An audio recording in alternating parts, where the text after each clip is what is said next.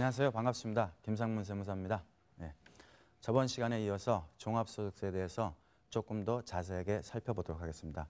저번 시간에 저희가 배우길 부가치세가 뭔지, 종합소득세가 어떻게 계산되는지를 간략하게 설명드렸고요. 그때 부가치세 때 신고한 매출, 매입이 다 종합소득세의 그 수입과 경비로 그대로 다 반영이 되고, 추가적인 몇 가지 경비를 여러분들이 경비에 넣으시면은 사업소득이 결정된다고 했습니다. 예, 그때 추가적인 경비에 대해서 제가 임차료 말씀드렸고, 기타 영수증 말씀드렸고, 인건비 말씀드렸는데, 인건비에 대해서 사실은 사업자분들이 굉장히 궁금한 게 많으셔요. 그래서 인건비에서 제가 조금 더 몇 말씀 자세하게 살펴보고 다음으로 넘어가도록 하겠습니다.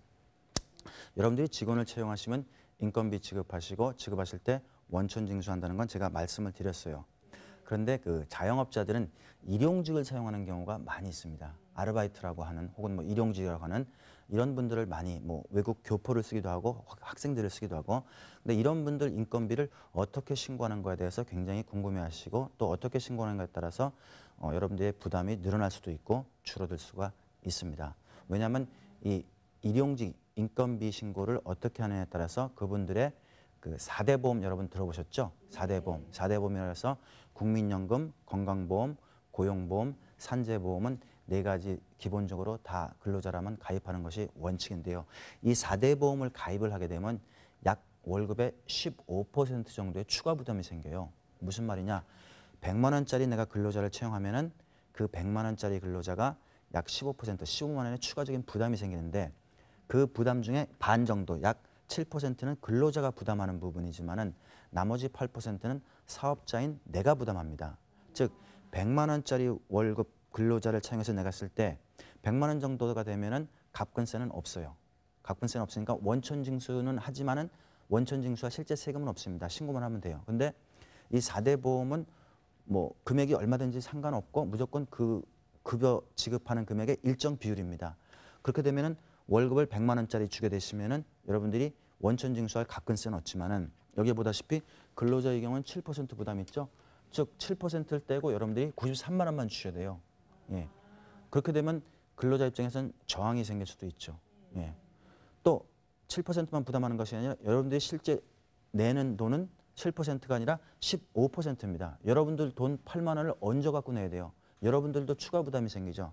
이러다 보니까 일용직에 대해서 보통 그 신고를 잘 안 하는 것이 관례였습니다. 과거에는. 그렇게 해도 큰 무리가 없었어요.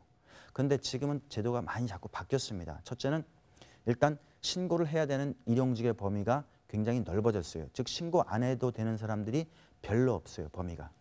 그리고 사업자들도 이제는 과거와 달라서 매출이 다 노출이 되고 그런 형편이기 때문에 일용직을 신고 안 하면은 경비가 모자라서 내가 세금을 많이 낼 수밖에 없어요. 그렇죠?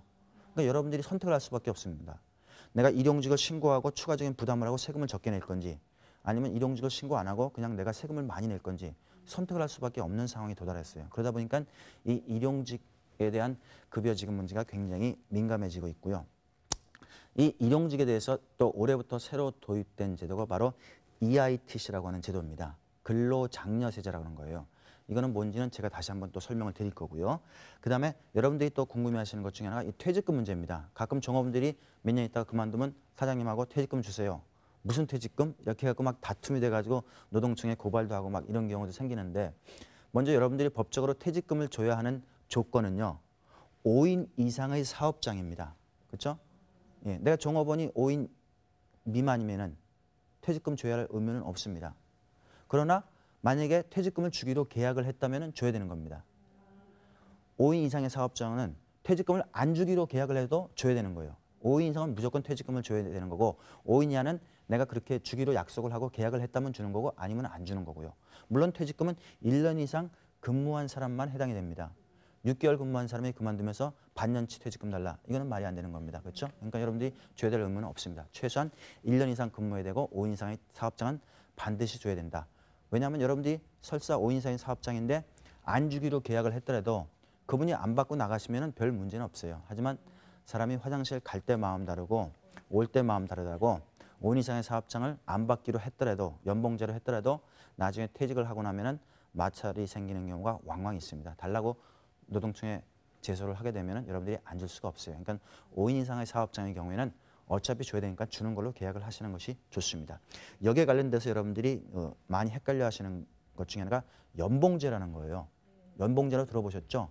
네, 월급이 아니라 그냥 연봉으로 그래 1년에 2천만 원, 1년에 1천만 원 이렇게 해서 주는데 그렇다 해서 이걸 뭐 1년에 한 번 주는 건 아니에요. 그렇죠? 나눠서 줍니다. 연봉이 예를 들어서 2천만 원이면 12달로 나눠서 주기도 하고요. 예. 이렇게 연봉제 계약을 하면은 퇴직금을 안 줘도 되지 않느냐 이렇게 생각하시는데 그렇지는 않아요. 연봉제라는 것은 미국에 있는 제도인데 연봉제라는 것은 월급을 총 얼마를 연간 주겠다고 산정하는 하나의 기준이 될 뿐이고 내가 퇴직금을 줘야 될 의무는 지는 겁니다. 똑같이. 그러니까 예를 들어서 내가 2천만 원짜리 월급을 우리 연봉제로 하자. 상여고 뭐고 복잡하게 할 필요 없이 딱 12개로 나눠서 주자. 해서 한 달에 100 얼마씩 줬다고 하더라도 나중에 그 2천만 원 받은 사람이 퇴직해서 퇴직금을 달라고 하면 또 줘야 돼요. 여러분들이. 그러니까 연봉제 계약을 하시대로 반드시 퇴직금을 고려하셔서 계약을 하시는 것이 좋습니다. 즉 12개로 나누는 게 아니라 13개 이상으로 나눠주시는 것이 좋아요. 퇴직금을 별도로 주시는 것이 좋고요. 그래서 이런 인건비에 대해서 여러분들이 좀 말씀을 드렸고요. 아까 말씀드린 그 EITC에 대해서 한번 살펴볼게요. 근로장려세제라고 하는 것은 우리나라는 그 복지시설이 있는데 여러 가지 있는데 그 중에서 이제 아주 어려운 뭐 노인이라든지 소년소녀 가장이라든지 이런 생계가 불가능한 사람들은 정부에서 돈을 주죠. 먹고 살라고. 물론 넉넉한 돈은 당연히 아니고 아주 최저 생활비를 지급을 합니다. 근데 차상위 계층이라고 해가지고 그 위에 있는 분들이 있어요. 즉 돈을 벌 수는 있지만은 벌어봐야 시원치 않은 뭐 한 100여만 원 월급밖에 안 되는 이런 사람들은 갈등을 느낍니다. 여러분도 그런 얘기 들어보셨을 거예요. 뭐 동구가 서유럽 같은 그 복지가 잘 된 나라는 놀아도 뭐 일할 때 월급이 한 70% 나오니까 그냥 노는 애들도 있다고 하는 식으로 이런 식으로 문제가 생기다 보니까는 어떤 일을 할 수 있는 사람들은 근로를 장려하기 위해서 도입한 제도가 근로장려세제예요. 즉 일을 하면은 네가 돈을 조금 벌면 대신에 정부에서 그만큼 보조금을 더 주겠다는 겁니다. 예. 정부에서 그냥 공짜로 돈을 주는 거예요. 생으로. 예. 자, 아무나 주는 건 아니고요. 당연히 저기 나오듯이 신청 자격에 나오듯이 부부가 합쳐가지고 연간 소득이 1,700만 원 미만인 근로자 가구라면 근로자 가구입니다. 여러분들은 창업을 하시게 되면 근로자가 아닙니다. 그렇죠? 여러분들은 혜택은 안 받지만 여러분들의 종업원은 받는 거예요. 근로자 가구여야 되고요. 그다음에 18세 미만인 자녀가 2명 이상 있어야 됩니다. 예, 아무래도 처음이다 보니까 좀 조건이 까다롭습니다. 그다음에 장려금을 받을 정도니까 당연히 집이 있으면 안 되겠죠. 무주택자여야 되고 그다음에 본인이 집이 아닌 다른 재산이라도 합쳐가지고 1억 원 미만의 소유가 돼야 됩니다. 이런 분들이라면은 정부에서 보조금을 주는데요. 올해부터 줍니다. 그러니까 2008년 1월부터 시행이 돼가지고 주는 거는 올해 주는 게 아니라 그러니까 올해 소득이 1,700만 원 미만이라면 내년 5월 달에 종합소득 쓸 때 신고를 하면 정부에서 돈을 줘요. 얼마를 주느냐? 현재는 최대 80만 원입니다. 즉 주는 것은 800만 원 이하는 10%. 즉 총 급여가 800만 원이라면 80만 원 주는 거죠. 10%니까. 예. 그래서 1,200만 원까지는 계속 그냥 80만 원으로 딱 고정이 되어 있어요. 너무 많이 줄 수는 없으니까는. 그다음에 1,200만 원이 넘는 분들은 1,700만 원이 될 때까지 그 차액의 16%. 예를 들어서 1,500만 원이다 하면 1,500만 원에서 1,700만 원에서 1,500만 원을 빼면 200만 원이 되겠죠. 200만 원에 16%니까 32만 원을 5월 달에 돌려주는 겁니다. 예, 이러한 근로장려세제가 도입이 되는데 이게 굉장히 좀 사업자들한테 민감한 부분이 뭐냐면은 근로자가 받는 건 좋아요. 내 종업원이 받아가니까. 근데 그 많은 일용직 종업원들이 자기의 그 4대 보험 신고를 안 하기를 원하는 사람들이 많습니다. 왜냐하면 자기가 신고를 하게 되면 원천 징수를 당해야 되고 또 어떤 분들은 뭐 신용불량자다 뭐 이래가지고 자기가 소득이 노출되는 것을 원치 않는 부분들이 있어요. 그런 부분들은 4대 부분을 뭐 해봐야 혜택도 없다. 우리 뭐 국민연금 내봐야 나중에 받겠느냐 이런 얘기 많이 나오잖아요. 그래서 안 하기를 원하시는 분이 많은데 이런 분들이 급격히 줄어들 겁니다. 왜냐? 신고를 해야만이 내가 1,700만 원 이하라는 걸 입증이 될 거고 신고를 해야만이 근로장려금을 받을 수 있기 때문에 특별한 사정이 없는 한은 본인들의 소득을 신고하기를 원하실 거고 그렇게 되면 여러분들도 추가적인 부담이 생길 수밖에 없다는 것 알아두시고요. 그 외에 4대 보험을 여러분들이 아까도 말씀드렸듯이 여러 가지 이제 관련해서 그 어려움들을 많이 느끼시는데요. 4대 보험이 지금 뭐 통합된다는 얘기가 또 다시 들어갔는데 어떻게 될지 모르겠습니다만 굉장히 조건들이 복잡하고 까다롭습니다. 그래서 4가지 국민건강 고용산재보험이 있다는 것만 여러분들이 알아두시면 되고요.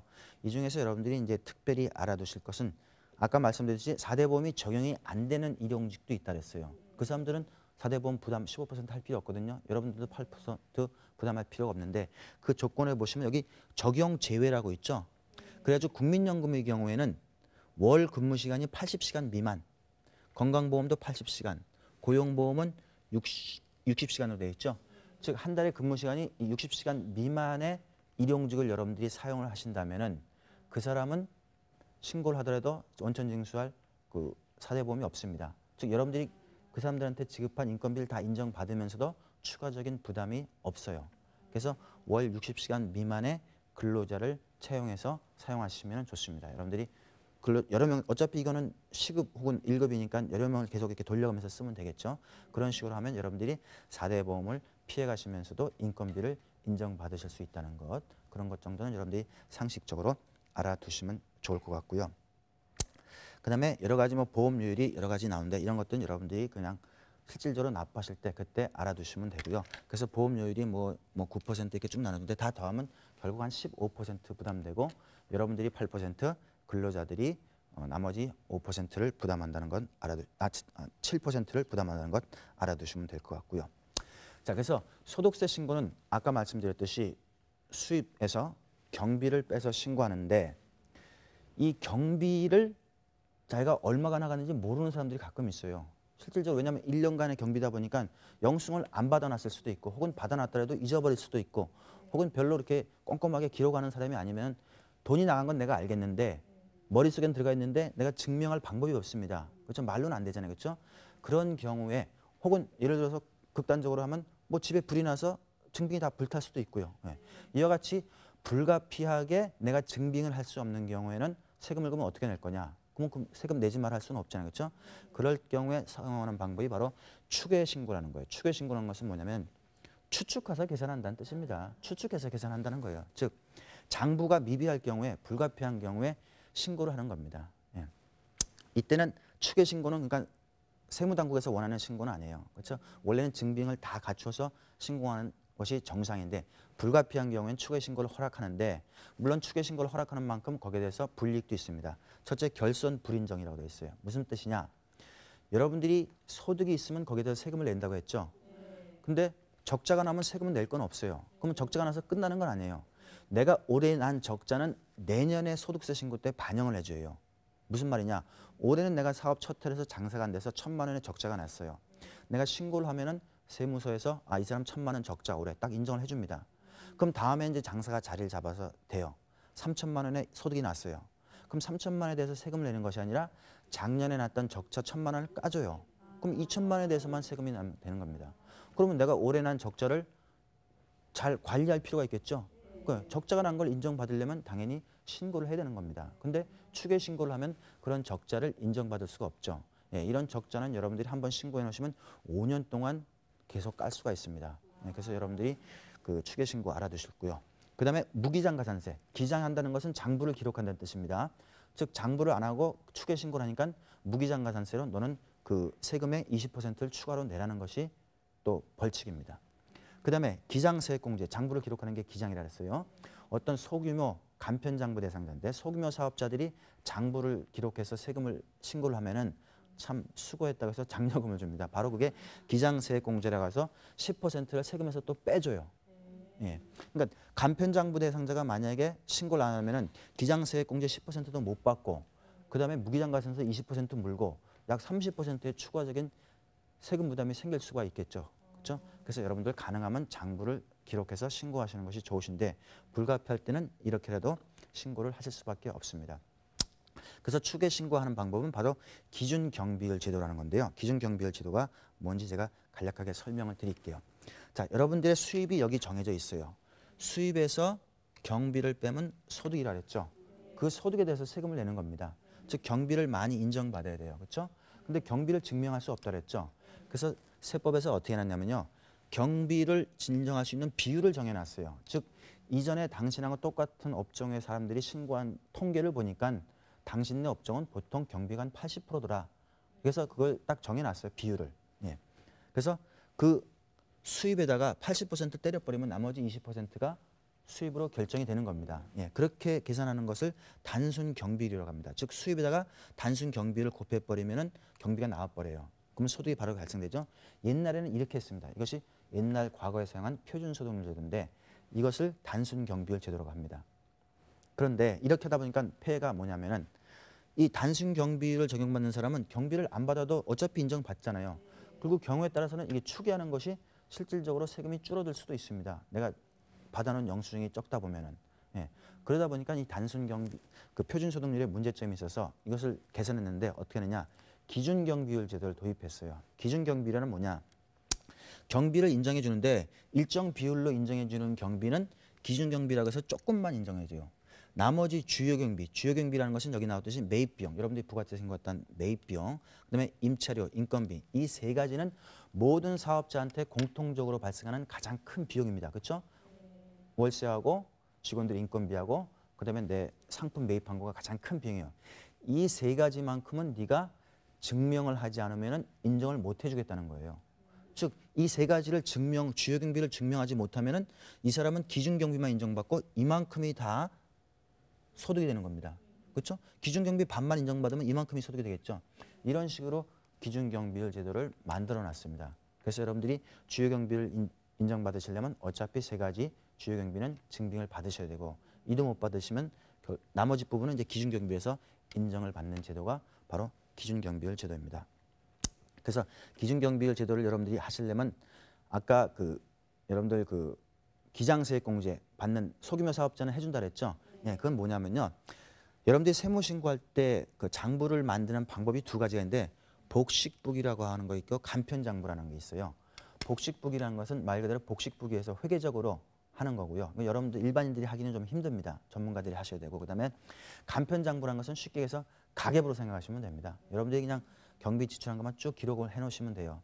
그래서 일정 규모 소규모 사업자들은 간편장부 대상자로 지정을 해놨어요. 그분들은 그렇게 해서 신고하시면 아까 기장세액 공제도 해주고 그런다 그랬죠. 그래서 간편장부 대상자는 아무나 하는 것이 아니라 이렇게 세 가지로 모든 업종을 나눠놨는데 이 세 가지 업종 중에서 자기 해당하는 업종에 와서 그 금액 이하인 사람, 전년도의 소득이 내가 식당을 하는데 예를 들어서 2007년도 소득이 1억이다. 참 매출이 1억이다. 소득 금액이 1억이다 하면은 1억 5, 2.5 이하니까는 나는 간편장부 대상자가 되는 겁니다. 그렇죠? 예. 그러면 나는 2008년 소득에 대해서는 간편장부 대상자로 내년에 신고를 하시는 거예요. 이 기준 금액을 넘는 사람들은 복식북의 대상자고요. 예. 그다음에 여러분들이 장부가 아니라 불가피하게 추계를 한다 그랬죠? 예. 추계를 할 때는 아까 말씀드렸듯이 기준경비라고 단순경비 중에서 여러분들이 선택을 하시는데 마찬가지로 이 업종별로 금액이 있습니다. 식당이라고 하면은 4,800만 원 이하인 사람만 단순 경비를 적용하고 웬만한 사람들은 다 기준 경비를 적용할 수밖에 없겠죠. 예. 그렇게 해서 자기 매출이 얼마냐에 따라서 내가 그 간편장부 대상자냐 복식 대상자냐 아셔야 되고 그다음에 혹시 불가피하게 추계를 하신다면 내가 기준 경비 대상자냐 단순 경비 대상자냐 아셔야지만이 여러분들이 세무신고를 정상적으로 하실 수가 있습니다. 예. 여기까지 배운 지식을 기초로 해가지고 이번 사례는 그 제조업하고 부동산 임대업을 하는 가상의 사업자를 가지고 한번 사례 연습을 해보도록 하겠습니다. 여러분들이 이제 표를 보시면 나오시지만 이분의 그 2007년도 최공평시입니다. 공평하게 세금을 내라고 해서 최공평시의 소득을 보니까 제조업 신발을 만드시는 업을 하시는데 총 수익 금액 매출이 2억 원입니다. 그죠? 그다음에 필요경비 나가신 게 1억 8천만 원이에요. 그러면 실질적으로 이분이 벌어드신 소득은 2천만 원이 되겠죠. 예. 그래서 기장이라고 되어 있습니다. 장부를 다 기록해서 근거가 다 있습니다. 예. 그다음에 이분은 수도권 안에서 소기업을 영위하는 사업장이다. 수도권 안에서 소기업을 영위할 때는 조세특례제한법에 의해서 감면해 주는 게 있습니다. 그것 때문에 제가 말씀을 드렸고요. 그다음에 또 한 가지 이분이 건물을 가지고 계신데 희망빌딩이라고 하나 가지고 계신데 이 부동산 임대업에서 마찬가지로 매출이 3천만 원이 있으시고 그다음에 부동산 임대업을 하시면서 마찬가지로 경비가 1,200만 원 나갔습니다. 청소하는 아줌마라든지 관리인이 있을 테니까 그래서 소득 금액은 1,800만 원이 나오고 있고요. 그다음에 제가 처음에 말씀드렸듯이 중간연합한다 그랬죠. 중간연합한 금액이 200만 원 정도가 있으시고요. 그다음에 가족상을 보시면 여기 보다시피 그 배우자와 그다음에 그 부모님하고 자녀들이 있다 그랬습니다. 그래서 이 가족 상황에 따라서 또 공제를 받으실 수가 있고요. 그다음에 연금저축으로 10만 원씩에서 120만 원 내신 게 있고 연금보험료에서 연간 204만 원 정도를 냈다고 했습니다. 이분은 복식부기 의무자입니다. 그리고 빚이 기장한 장부에서 자신이 이제 직접 신고를 하신다고 이제 했을 때 한번 쭉 보도록 하겠습니다. 그래서 여러분들이 이제 표를 보시면 여기 이제 신고서가 쭉 나오고 있는데요. 위에 부분은 여러분들이 그냥 일반적인 인적사항 그다 주민번호 쓰시고 뭐 주소 쓰고 쪽 이런 거 쓰시면 되고요. 여러분들이 보실 건 여기 이제 소득금액이랑 요 밑에 부분을 보시면 되시는 거고요. 아까 이분이 그 2천만 원을 버신 신발 사업장 하나 있고 그다음에 1,800만 원을 버신 그 부동산 합자랬죠. 종합소득은 두 가지를 합친다 그랬죠. 합치면 얼마입니까? 3,800만 원이 되겠죠. 그래서 3,800만 원 종합소득 금액 정해져 있고요. 그다음에 아까 가족 사항에 따라서 소득공제를 해준다 그랬어요. 그렇죠? 그것이 934만 원이 있고요. 그래서 그건 설명을 제가 또 드리겠습니다. 그러면 종합소득 금액에서 소득공제 금액을 빼면은 과세표준이 나오게 되겠죠. 예, 과세표준 금액이 약 2,866만 원이 나왔습니다. 그래서 여기에 대해서 1,000만 원 넘는 경우에는 적용세율이 17%이기 때문에 여기다 17%를 곱하는 게 아닌가 1,000만 원까지는 8%, 그 다음에 1,000만 원을 넘는 그 1,866만 원에 대해서는 17% 하시게 되면 산출세액이 약 397만 2천 원 정도가 나옵니다. 그죠? 산출세액이 397만 2천 원 정도가 나오는데 아까 이분이 수도권에서 중소기업을 영위하면은 감면세액이 있다 그랬죠? 예, 그 감면세액을 계산하니까 약 40만 원 정도가 나오게 됩니다. 그래서 이걸 빼면은 이분이 총 부담하실 세액은 355만 4,074원이 되시는 거예요. 물론 실제 납부하실 때는 74원은 안 내셔도 됩니다. 네, 100단위 밑에는 절세를 하기 때문에 고지서에서 100단위 밑에는 잘려져 있습니다. 예. 여기다가 이제 이분이 중간연합으로 아까 얼마 납부했다 했죠? 200만 원 냈다 했죠? 예, 200만 원 납부해서 나머지 납부할 금액이 155만 이렇게 되는 겁니다. 그래서 이러한 신고서가 보시면 되고요. 이런 신고서가 어떻게 작성이 됐느냐? 아까 말씀드렸듯이 희망빌딩에서 얼마를 벌어서 얼마가 경비 나가서 얼마 나왔다. 그죠? 마찬가지로 그 세종상사에서 신발 만드는 데서 2억에서 1억 8천을 빼서 2천만 원 벌었다 하는 것 사업소득 명세서에다 쭉 기록을 해주시면 될 것 같고요. 그다음에 그 아까 제가 말씀드렸듯이 적자가 나면은 공제받는 그 2월에서 공제받는다 그랬죠. 혹시 적자가 난 게 있다면 공제받는 건데 이분은 적자 난 게 없습니다. 적자가 난 게 있으면 여기다가 마이너스도 될 거예요. 그렇죠? 이게 신고해 놓으시면 세무서에서 이 사람 적자가 났구나 하는 것을 아실 수가 있습니다. 그래서 부동산 임대소득이랑 사업소득을 신고를 하시면 되고요. 그다음에 2월 결산금 마찬가지 적자 있으면 공제 받으시는 거고요. 그다음에 소득공제 명세서를 보시면은 기본공제 대상자가 그 네 분입니다. 네 사람입니다. 그렇죠? 가족이 아까 4명이 있다 그랬죠? 그래서 400만 원, 1인당 100만 원씩입니다.